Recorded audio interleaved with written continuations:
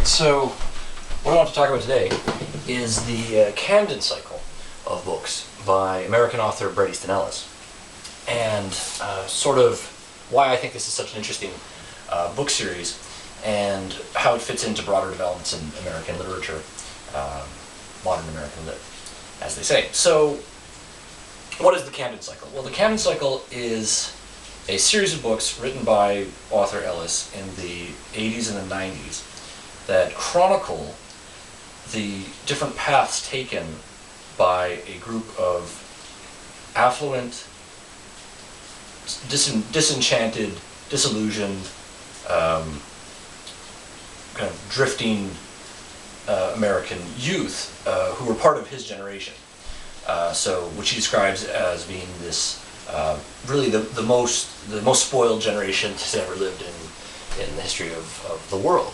These people came to, they grew up during a period of tremendous affluence in the late 70s, early 1980s, and then went on to, at least in this as is told in the book series, go on to these spectacular careers in which they have, unbelievable heights of celebrity and fame and wealth, and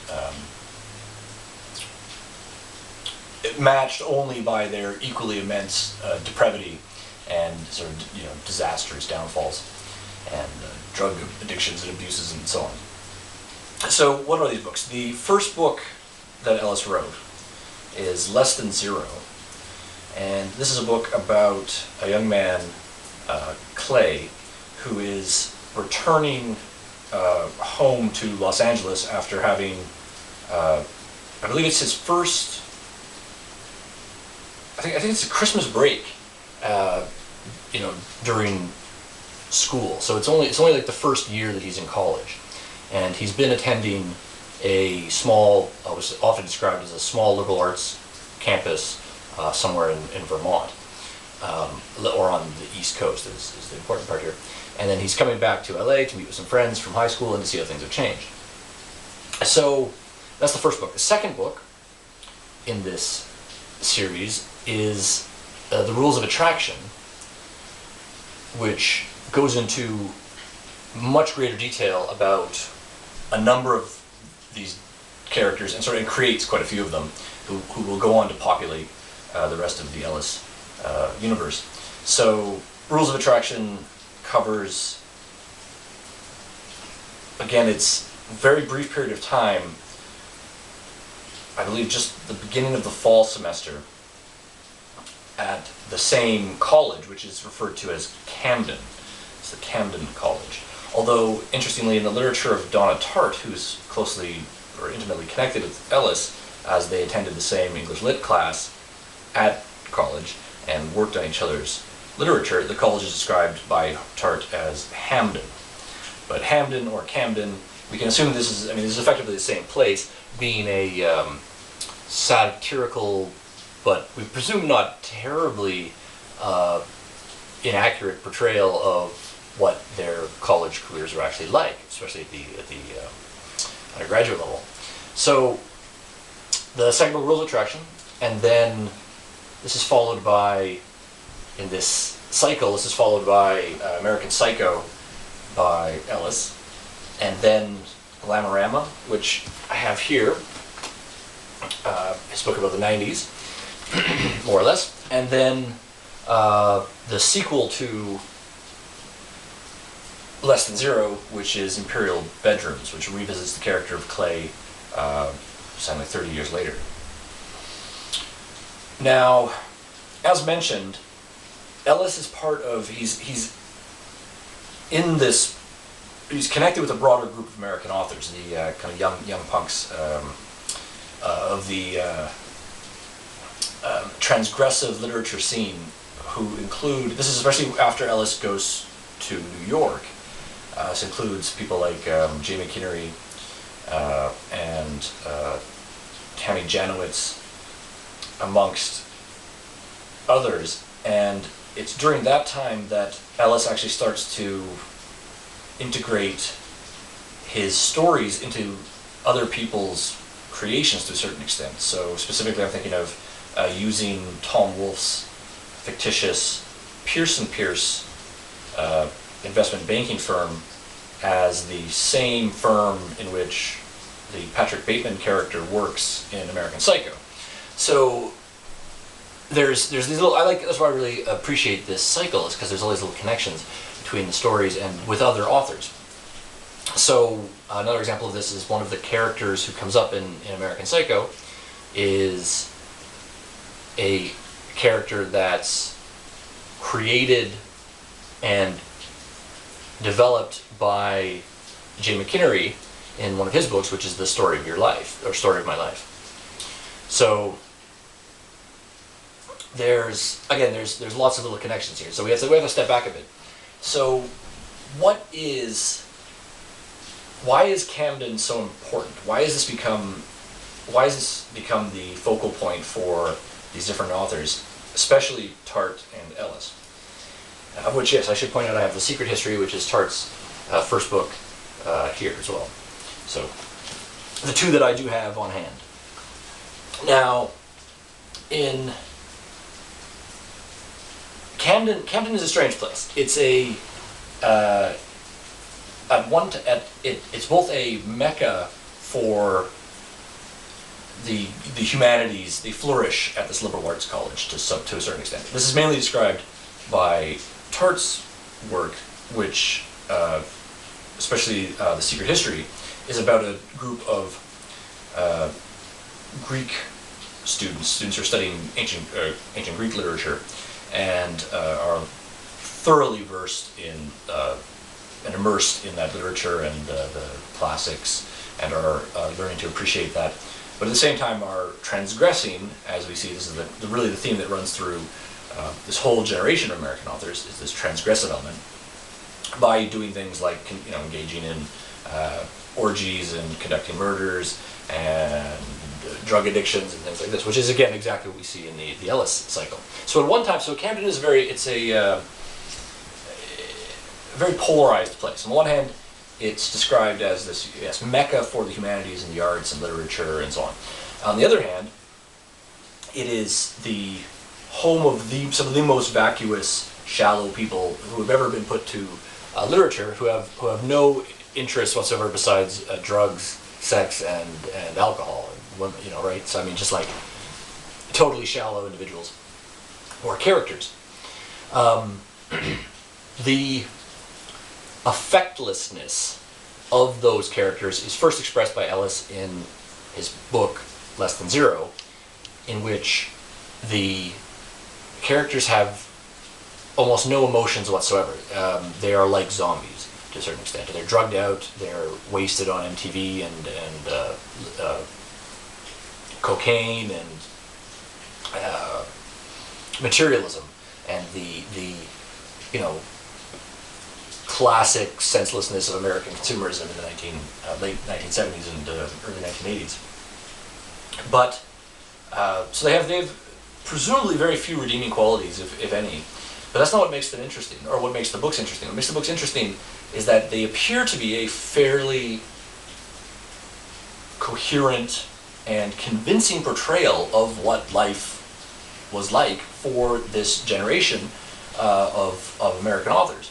That is to say, their experience of this time in these places, especially the large coastal cities, LA and New York, as these centers of just grotesque hedonism and excess, financial and excess of all kinds. Babylonian style hedonism, we could say, of Roman proportions. Anyway, so we see the world through their eyes to a certain extent, and the world to them, as Ellis describes it, is this world of the individuals, the characters are unbelievably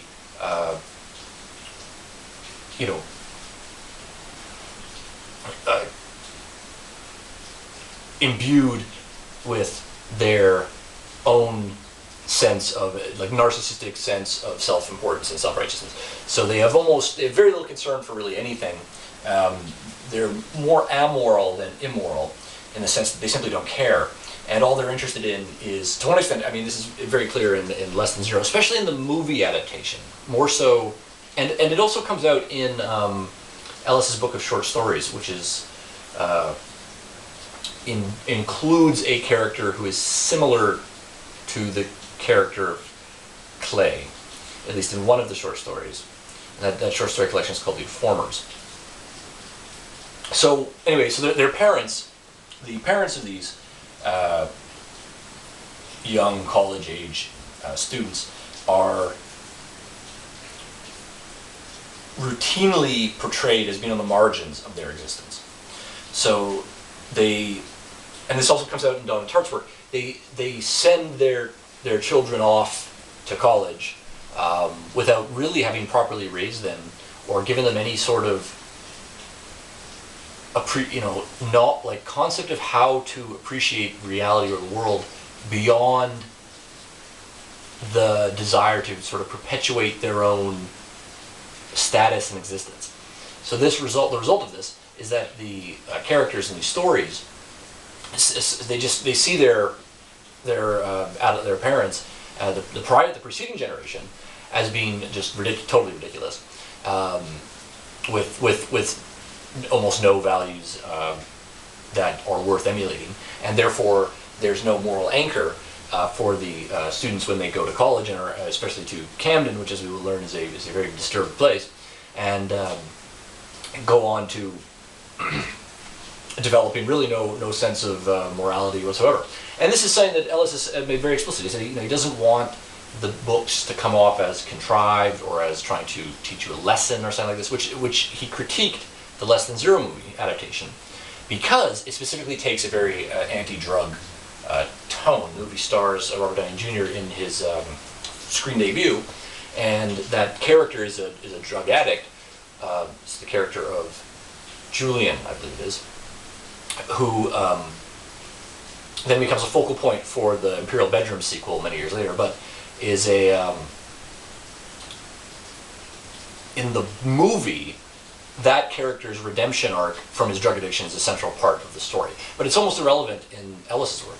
The alcohol and the drugs and the women and the homosexuality and the hedonism and the excess and so on are it's just how they get through their day-to-day life and activity. In The Rules of Attraction, which takes place actually at the college, at Camden, there's almost no references to schoolwork at all. In one sequence, the main character, who is Sean Bateman, and he's courting a young lady named Lauren Hyde, who they go to a professor's house to briefly meet with him, and he's just this kind of like lecherous, drunken buffoon. So again, the teachers have almost no role for Ellis. It's slightly different for Tartt, but not much. The senior academic who the Greek students are working for, I believe, is also called Julian, but is it's portrayed as a kind of a old world, ancient regime, gentlemanly figure. However, who effectively sells them out and is not really interested in them at all, the students, actually, beyond in terms of how they provide him with some sense of propriety for educating them and for allowing them to grace his illustrious presence. So again, although both those books, that is to say, Rules of Attraction and The Secret History, take place at Camden or Hamden, the liberal arts college, there's almost no education really happening. The only interesting things that's happening in the book are the interactions between the characters and how their relationships are changing. So in The Secret History by Donna Tartt, you're looking at it's a very small group of friends, and they are discovering what it's like to transgress. In this case, they accidentally are involved in a murder,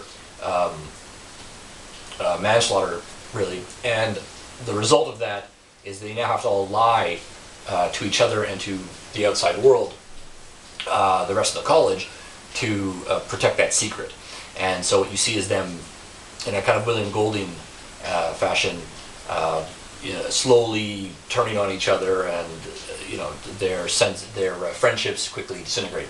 In The Rules of Attraction, you see development of these different platonic and non-platonic relationships between the characters, of which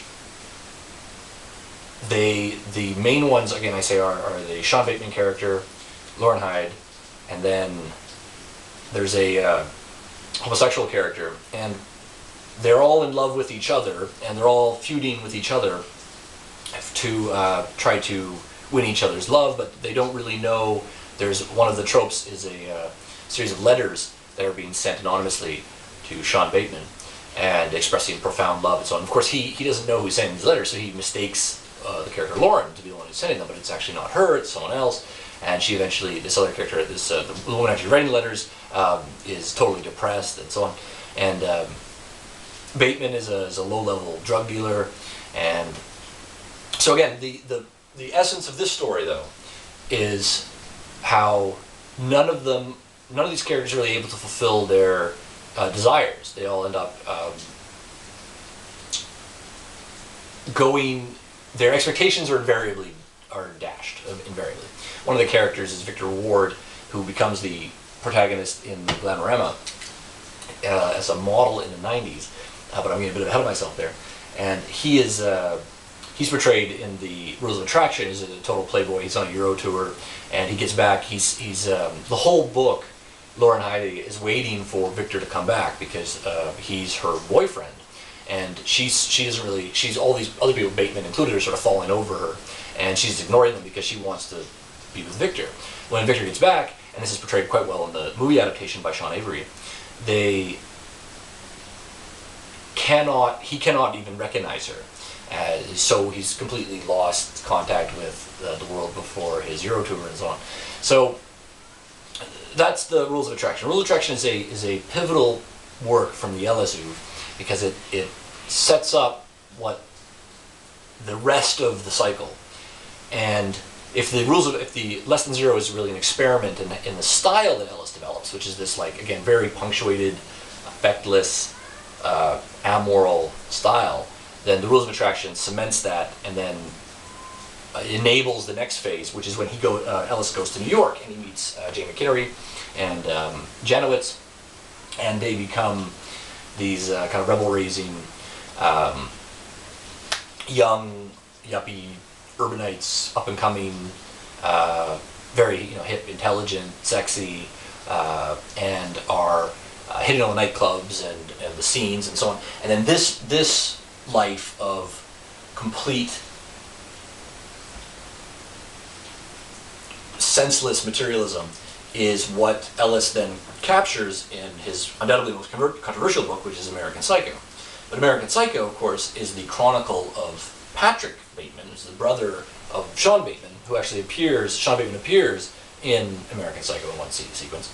And Bateman this is the Patrick Bateman character, has had a very different career. Instead of going to Camden, he attended a private school and then Harvard, and Harvard Business School specifically, and has gone straight from that to, as a young 26-year-old up-and-coming exec, to this Pearson company, which, as I say, is a financial instruments firm that's, or merchant banking, it's not entirely clear. Bateman works in the mergers and acquisitions department, but we know that the firm also has a financial instruments department because that's what Sherman McCoy in the Tom Wolfe novel, The Bonfire of the Vanities, is involved with. So there's an interesting connection there. Now, I think part of the reason I think Ellis wrote American Psycho is because he wanted to respond to the moralizing that Wolfe gets into. Because in Wolfe's Bonfire of the Vanities, it's very clearly a critique of this vain society that Wolfe identifies. It's based on kind of crumbling pillars, institutional pillars, and Sherman McCoy's life falls apart because of a very minor. He's having an affair and gets caught, so it's like his whole life collapses. Whereas the Patrick Bateman character conducts unbelievable murders and is killing people in public, and bodies are piling up, and yet is never caught, and in fact is protected, insulated by his peers. So I think that it doesn't really come out in the movie adaptation either, because I think people misunderstand that what is happening to Bateman is that whether the murders are real or not is really irrelevant. His psychosis is very much in evidence. You couldn't possibly not notice it. So you have to be totally completely disconnected from actual social interaction, which is certainly what the characters in American Psycho are like. But also, you have to recognize that these characters are looking out for each other. They are corporate assets, and they have no interest in exposing one of their own if he happens to be a psychopathic murderer, especially if he's a killer who gets the job done, who closes the deal, as Baldwin would say. Always be closing, right? In Glengarry and Ross.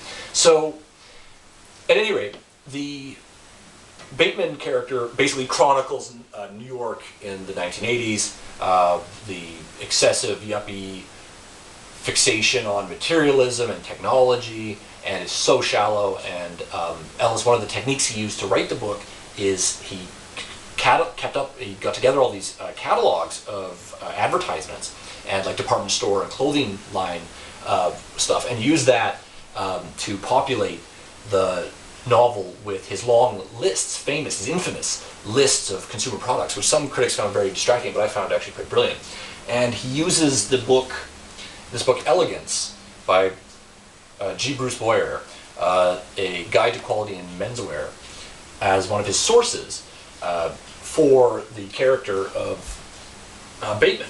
Patrick Bateman cites that book specifically in American Psycho as sort of the source of one of his proprietary rules. Proprietary rules are very important, again, in this culture of these businessmen who have, it's brilliantly portrayed, of course, in the movie adaptation, where they're arguing about who has the best business card, and they're scrambling around about these things that are almost indistinguishable from each other, at least as it's portrayed in the film. And it's quite a good representation of the scene in the book as well, although it takes place in a restaurant as opposed to a meeting room. But this is very minor stuff.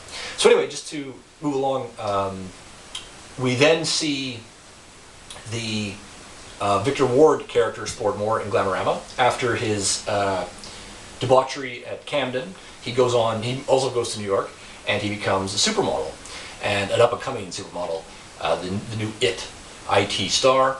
But Glamorama is a much different novel, and it's also the first novel in which a clear plot begins to develop in the Ellis oeuvre.